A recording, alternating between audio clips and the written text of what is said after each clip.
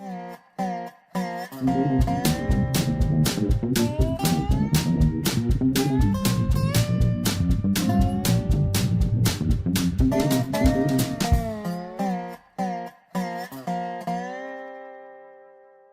is Dave Monk, your Prairie Monk, WAFT Champaign 90.1 on your FM dial.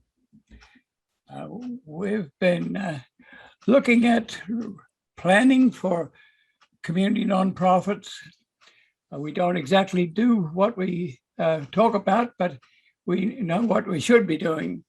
One of the things is that we've been looking at the Monticello area where there's regional planning, not yet, but regional planning often involves some control by local or state people, and that is not very much accepted by the people being controlled. So better to do some conversation and get to know people. So we're in the Danville area today. We'd like to connect Danville to Champaign-Urbana, to Monticello, to Decatur, and even go down to St. Louis or through to Indianapolis or through to Chicago. These are nebulous plans, but we need to establish the skeletons. We're lucky enough to have Jason Liggett, who has grown up in Vermilion County, and this will be fairly rough and tough, but that's the way you get to know each other. And it might take 15 years to change a person who is not very willing to do planning to come around and often be very supportive.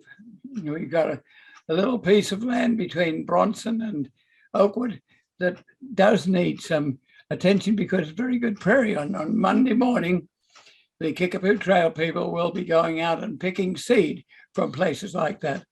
And we don't want such a wide trail that it denies the picking of the seed and the growing of the prairie, even on the railroad bed. So we're suggesting an adjacent road.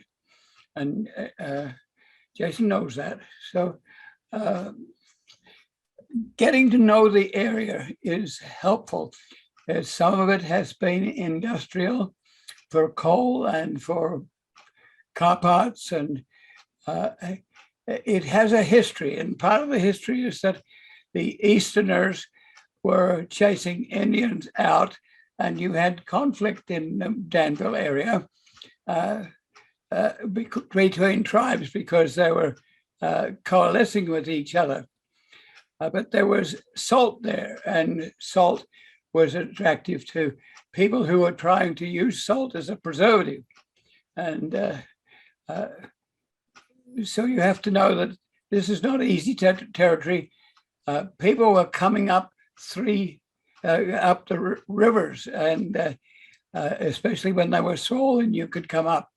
So if Jason has a map of the three rivers, we might put that one up now. Is that a possibility? Yeah, I'll go ahead and share my screen here, David, and we'll kind of venture over. There you can see the Oakwood area there. But as we're talking about, the rivers that flow in, we can kind of see here where they all kind of flow together. Here's the Vermilion River. Yes. In the middle. So, and then the Salt Fork. For radio people, we have the Salt Fork. It coalesces with the Middle Fork, and there's a North Fork too. And that's what Jason is showing at the moment.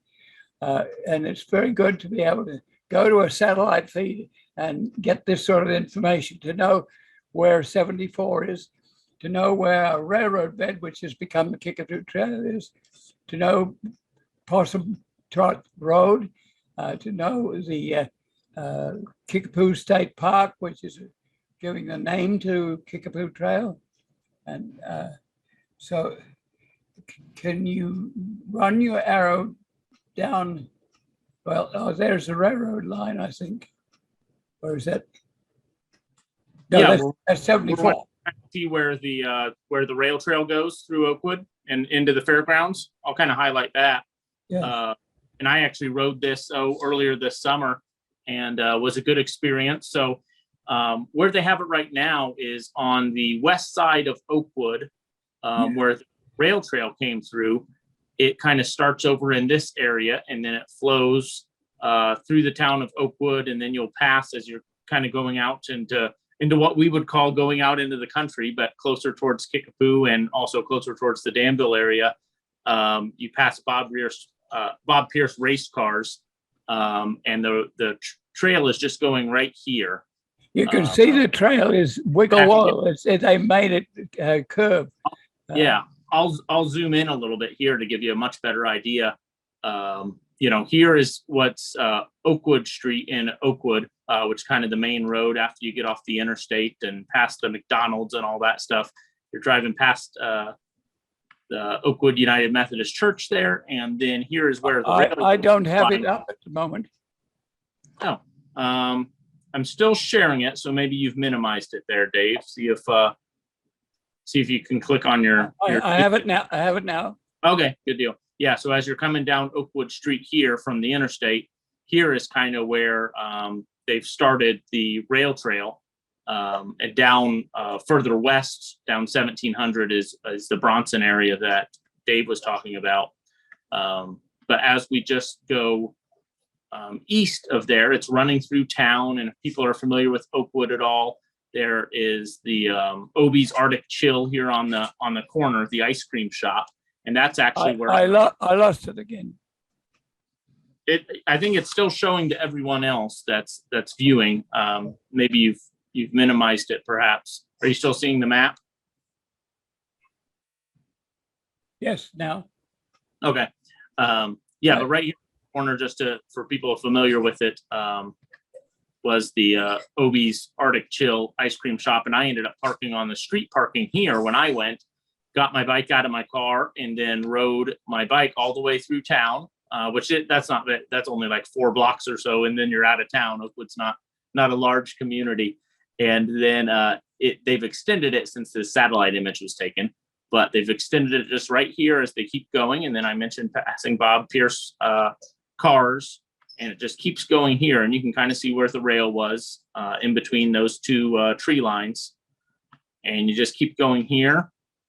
And then eventually you're going to get to where Gray Siding Road is. And this is where I think in the future, Dave, somewhere along Gray Siding Road is where they're going to put a parking lot for cars to park and get their bikes out or walk from there. And it's not there yet.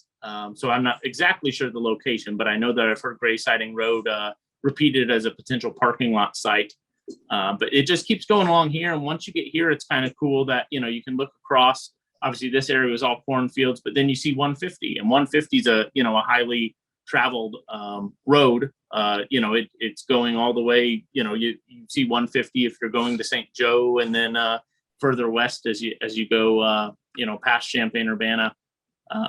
But you're just going along the rail line here, and continuing kind of adjacent to 150, and then what you're going to see is what they've done here. And you can see this long bridge. It starts right here and goes all the way there. And they've redone this, what was the bridge for the train, the rail bridge. And they've completely, they've put wood across it. It's very nice and wide. I almost want to say it's 10 feet wide, but maybe it's just 8 feet. But it's very wide, so there's plenty of room to pass. And then there's a couple nooks that kind of go out to where if you're walking and don't want to, get in anyone's way, you can have a step off there, and you can kind of view. It's a great view of the Middle Fork River there, because it goes right over the Middle Fork River, and you can still see 150. And it's a very nice long bridge. And if you haven't, I know there's pictures online, and Jake Lockard's aerial photography services did kind of he had a drone out there, and it was very cool to see. But I've been there in person. And it's very neat. And then it just comes up here, and it will end where the fairgrounds is. This road right here is where it ends, which is the fairgrounds. And I know you and I were talking earlier. Obviously, the fairgrounds is where they have the county fair every year. But when I was growing up, you can see that they had a dirt track here, so the Hornet races would go on. And even when I lived in Oakwood on a Sunday evening, if it were quiet, you could hear all the cars and everything racing around. I never really got big into racing, but I had some friends that were regular at the Hornet races every Sunday night. But just to give people a little perspective of where the fairgrounds is, if we go over this way, you mentioned Possum Trot. Possum Trot is the restaurant that's been there for a number of years, but it's just kind of across 150, and then you're in the Possum Trot area. So yeah, it's very cool to go over there, and hopefully they keep extending it. Right now, I think it's maybe 1.5 miles or 2 miles. It took me about 15 minutes or so, and I was riding at a fairly leisurely pace. The rail trail ends right there right now at that road, but I think the plans are eventually for it to keep heading east, towards Danville, through the Hillary area. And if you're familiar with that over there, just the area that's north of the Little Nugget, and continue, through Danville and Ellsworth Park. And I know that I've heard, possibilities. I won't say plans, because right now I don't think there's any plans, but possibilities of it running all the way up to Logan Avenue. Very good. While you're at Logan Avenue, there's some architectural parts of Old Town in Danville, which are interesting. There was a Fisher Theater, and you have some buildings there that are being restored.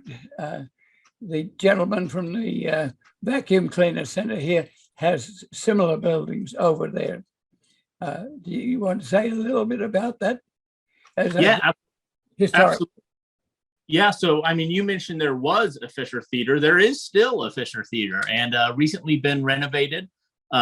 Several years ago, the Fisher has been in disrepair for a number of years, and many theaters like that struggling.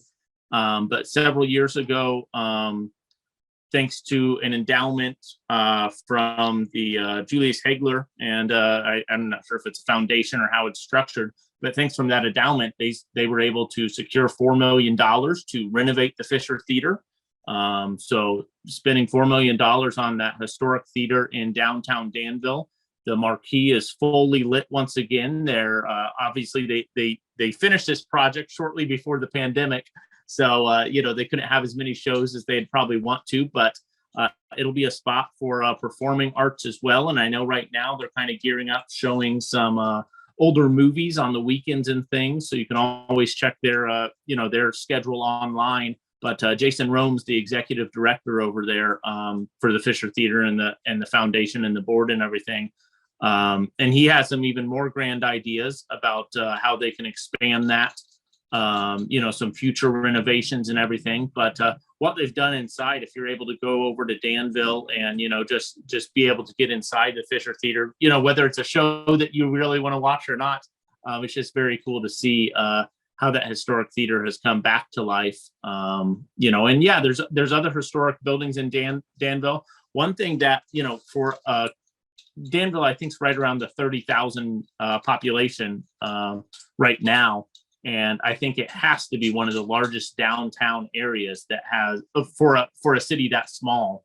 Because, Danville's downtown as far as buildings and blocks wide and blocks long. It's larger than Urbana's downtown, in Urbana's community of over 40,000 people. And Danville has a sizable, there's a historic museum there too. Yeah, you're talking about the Vermilion County War Museum? Yes. Yeah, yep, yeah, that's right downtown, just off Vermilion Street. So Vermilion, for those not familiar with Danville, that's kind of one of the main roads that runs all the way from downtown, where you'll see the David S. Palmer Arena, also known as the Civic Center, where the hockey team plays there. And that runs all the way up north to what I would compare to their version of North Prospect. If you're familiar with Champaign, Urbana, they have, box stores, your Walmarts and, your mall and everything up is up on North Vermilion, further North Vermilion. than what the downtown area is, but about 2 to 3 miles down the road or so. Well, you grew up in Oakwood.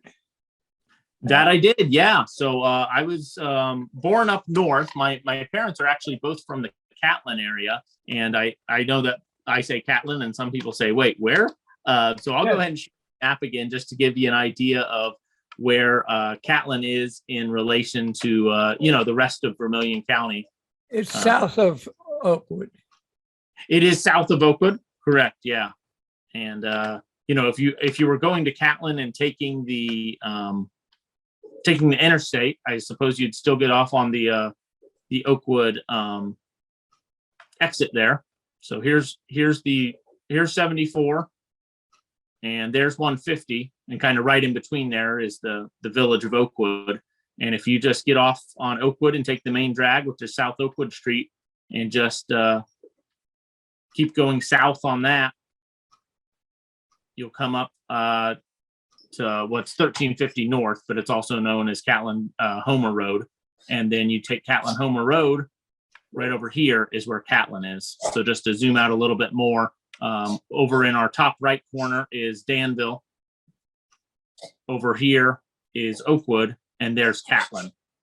So in going from east to west, it's almost directly in between, but then it is further south than both of those, Oakwood or Danville. But yeah, so that's where my parents grew up, and I would my grandparents on my mother's side are still both living, and they still live in Catlin at the house that I think they've lived there for probably 50 years now. And then my other grandparents on my father's side have since moved away from Catlin, and they retired to Kentucky, and they have a house right there on Kentucky Lake in Gilbertsville. But after my parents, they went to Catlin High School at the time. Now it's Salt Fork High School. But once they graduated, my dad went to the University of Illinois and for architecture, and he ended up getting an architecture job in Chicago. So they moved up north, and I have a older brother who is 4 years older than me, and an older sister who's 2 years older than me. And then there was me, and probably when I was 1 or 2, my parents ended up getting divorced, and we lived in the suburbs of Chicago. And then my mom ended up remarrying someone from Brookfield, Illinois, which most people, knowing Brookfield, if they do know it, they probably know it for Brookfield Zoo. I know we were chatting earlier, David, and you mentioned the zoo. But we moved back to Central Illinois in when I was probably 3 or 4. So you're talking probably 1989 or so. And we lived in Hillary. So Hillary was the spot that I kind of pointed out earlier. It's in between the Vermilion County Fairgrounds and Danville.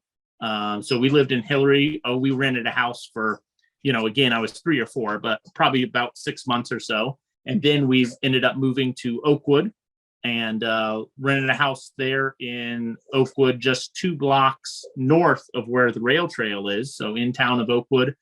And we were in a house there for probably 2 or 3 years. And then when I was in 2nd grade, we moved to the trailer park in Oakwood.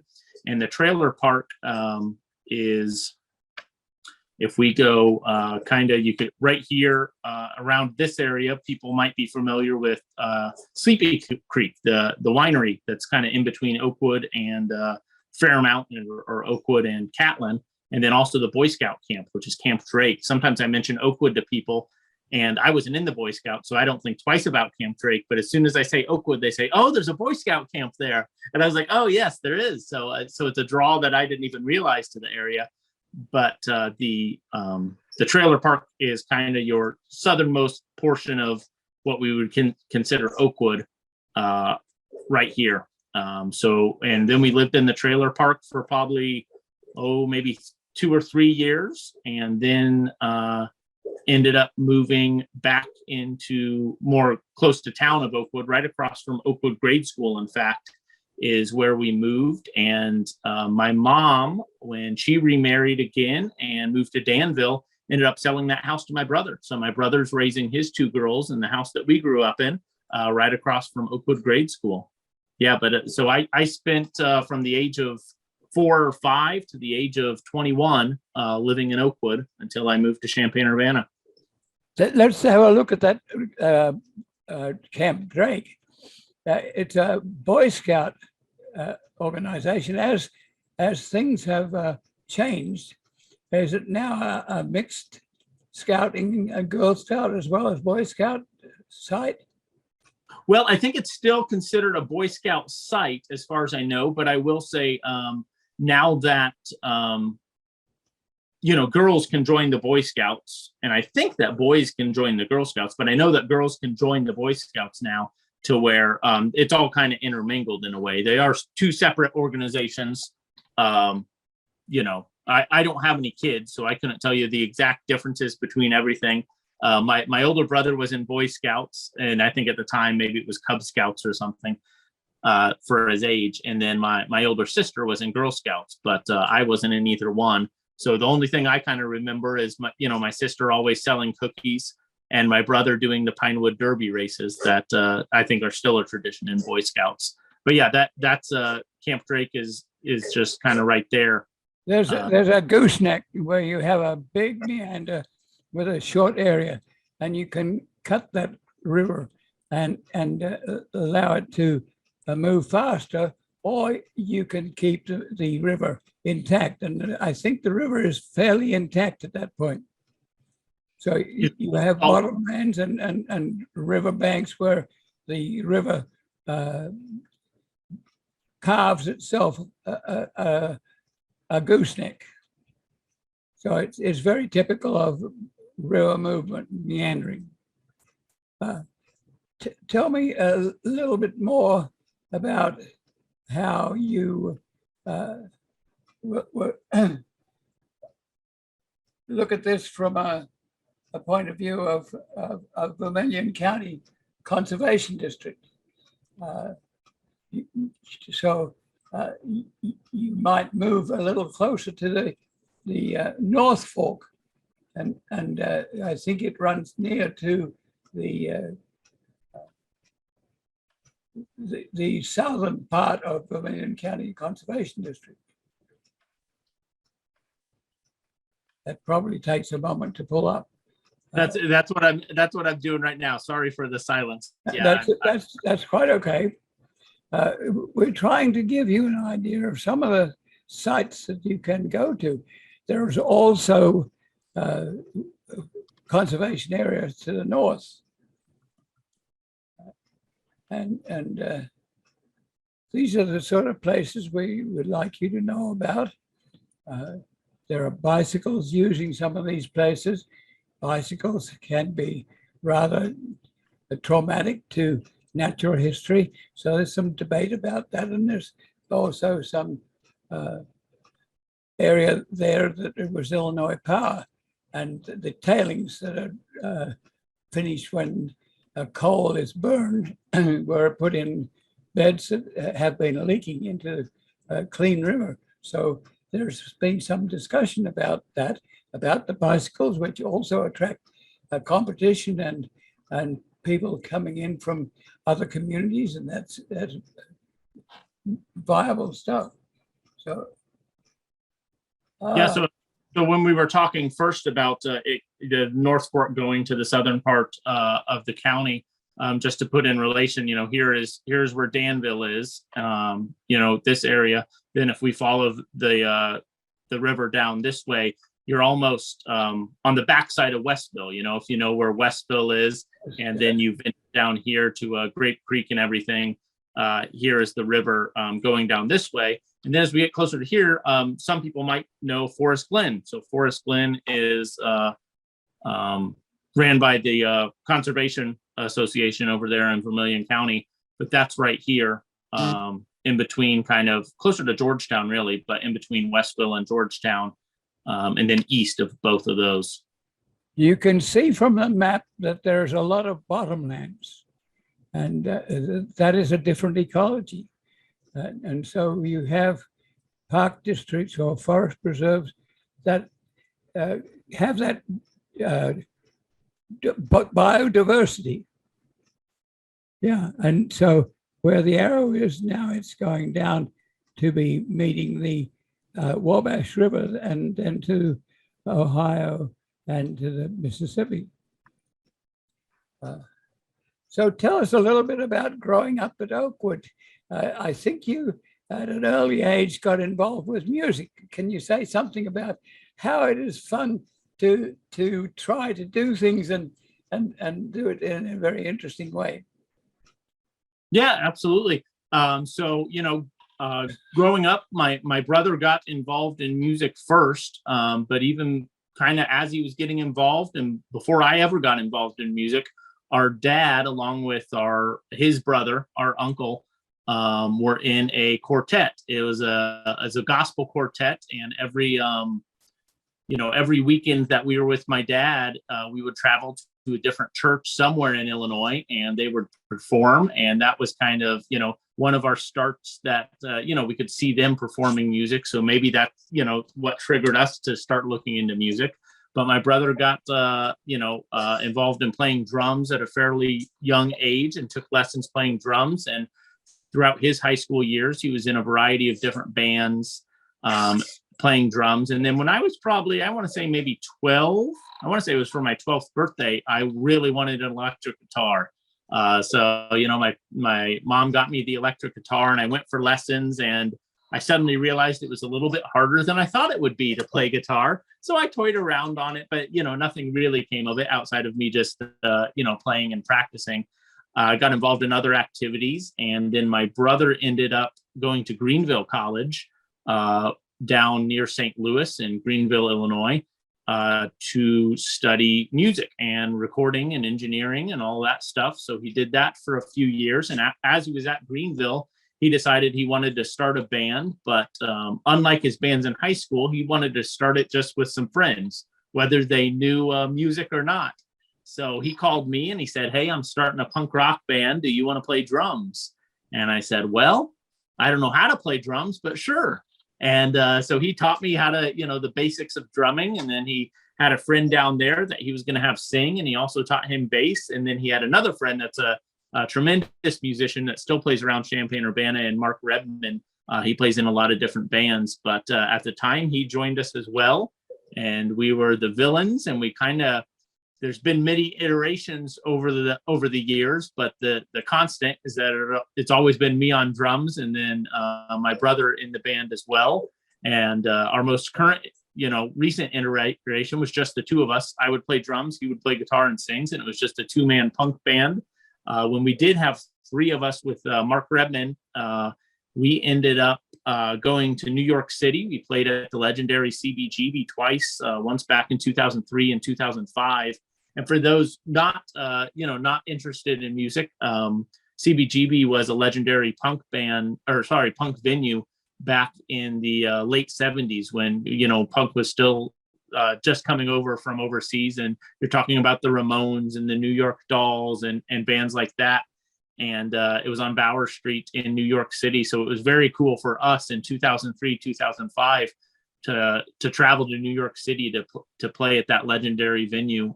It's since been torn down and closed. I think it's been torn down. The building's been torn down, but it's definitely been closed. And I know some part of the reason was that they were letting homeless people in there to sleep, and it was kind of run down and everything, to where the city wasn't big fans of theirs, to say the least. But anyone who's a fan of punk music probably knows CBGB. And everything that went on there. So it was pretty cool to do that. Outside of that, we spent, that's kind of when I was in college. So we would, go to Rockford one night, or maybe we traveled down to Kentucky a lot, to Hopkinsville, that had a big, music scene down there that we didn't even know about. And then also over to Fort Campbell, in Tennessee, and we played Fort Campbell, which is the Army kids are basically who we're playing for there. And I remember a couple of times where it was a Saturday night, we would hop in my 1995 Pontiac Bonneville, and I think our bass player even had to hold one of my drums in the back, because there's only so much room for all of our equipment and all 3 of us. We would drive down there, we would play the show, and then we would come back, and we would probably get back at 4 or 5 in the morning.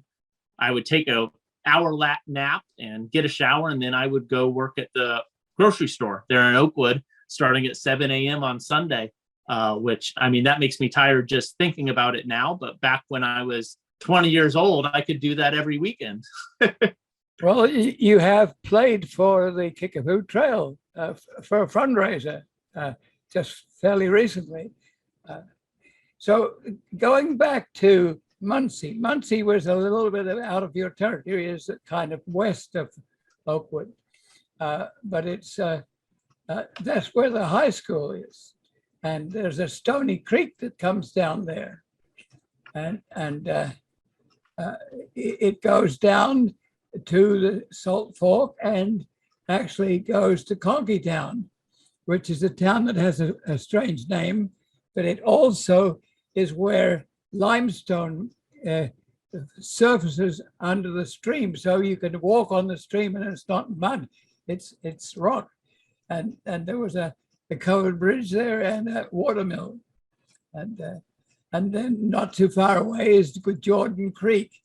And these places are interesting, especially if you follow the mussels and creatures that are in the stream.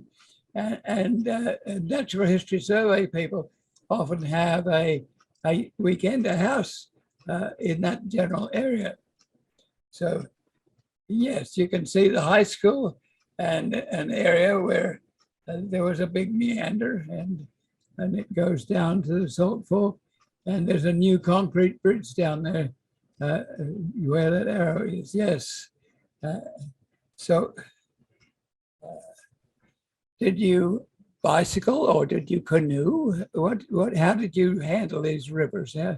What was fun to you and what might be fun to others? Yeah, absolutely. So you mentioned it a little bit or hinted at it, but of course there was Kickapoo State Park is a state park that's in Oakwood. And I grew up to where we would go there, and they would have tubes that you could tube down the river there in Kickapoo.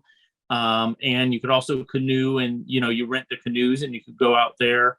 So that was always something to do. When I was younger, we would go to Clear Pond in Kickapoo and we could fish that. So my stepdad and I would go there, after he got off work on a weekday or early on a Saturday morning, and we would fish at Clear Pond.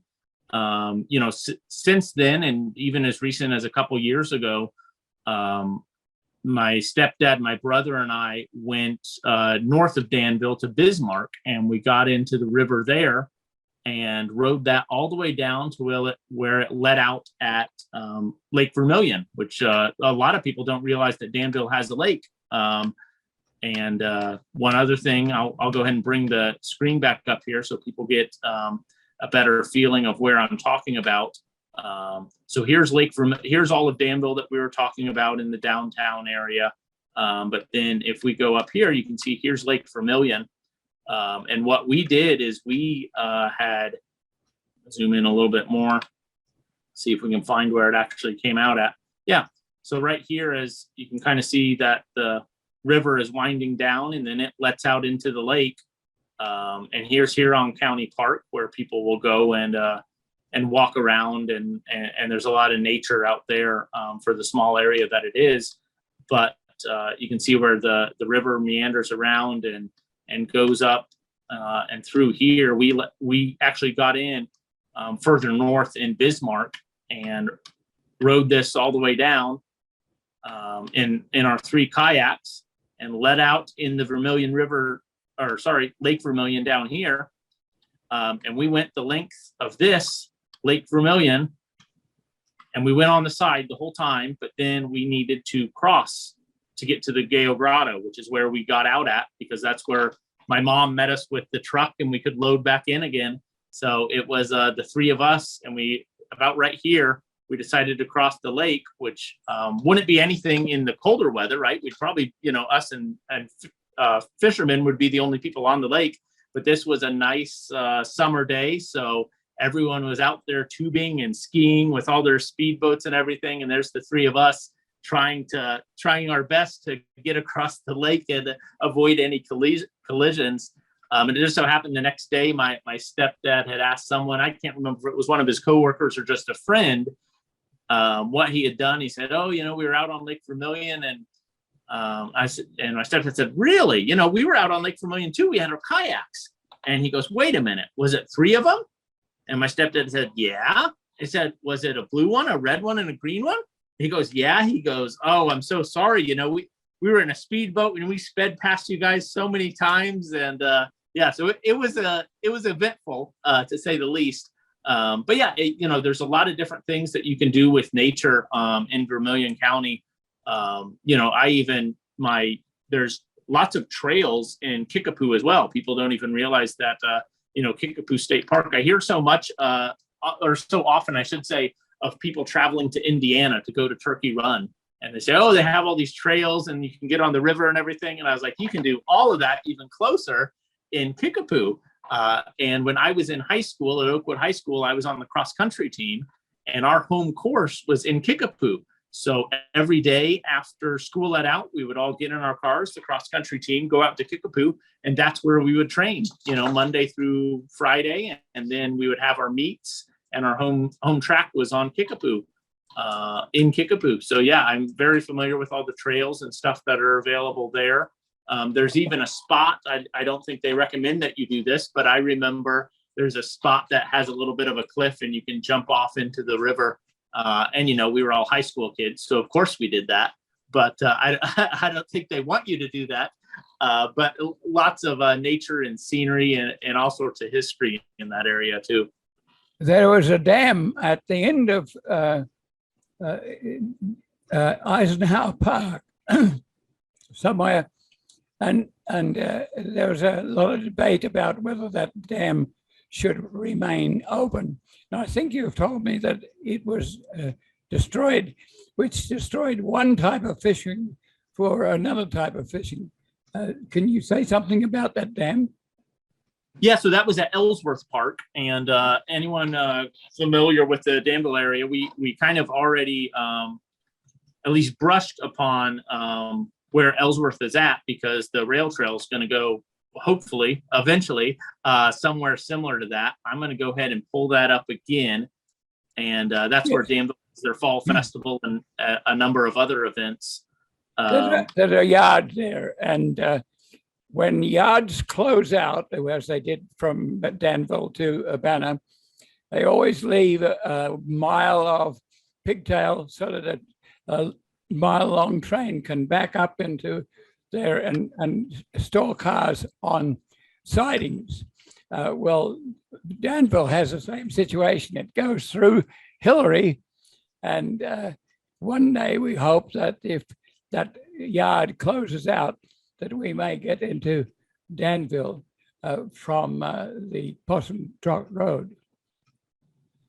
I walk that every once in a while, and there's a lot of dogs there, so I'm very cautious. That Hillary is next door to the bridge. Yeah, if we go further down this way, right here is where Hillary is at, and just to put that in context, you know, here is 150, and whenever you're going on 150 east towards Danville, you probably pass the Little Nugget. A lot of people, you know, it's a bar and restaurant there, but it's painted yellow, and it's kind of one of the only businesses around that area. So a lot of people know that. There's also the Dairy Barn in Hillary, not to be confused with the Sydney Dairy Barn that I know is popular, that Dennis Riggs owns. But this is totally unrelated to that. There was a dairy barn there that we grew up going to. That's been there for a number of years. But yeah, that's the Hillary area. And then as we keep going east, we go into the Heights, the Vermilion Heights neighborhood, which I had some friends who grew up there. And then here is where we get into Ellsworth Park. So there's Ellsworth Park, and there's further down is where we were talking about the dam, but you can see here's North Fork coming out there, and Ellsworth, you know, floods from time to time as well, or at least it did when I was growing up. But I'm not sure what after they've taken that dam out. I don't think that has been an issue. They took the dam out for safety reasons. There had been a death there, and they were, you know, it was just unsafe for people to go around. So they took that out there, but a lot of fishermen and conservationists had said, hey, if you take that out, it's gonna dry up, or fish won't, survive, or it'll get a lot lower than you think it will.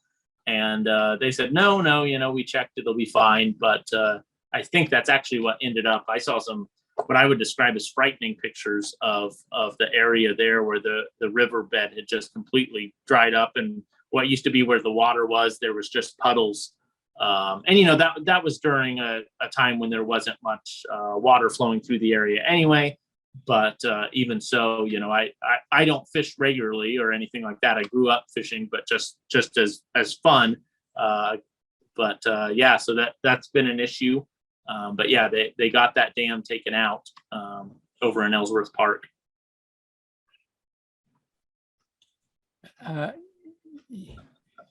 Your interests sometimes would go north to on Route 1, and there are areas there that are interesting too.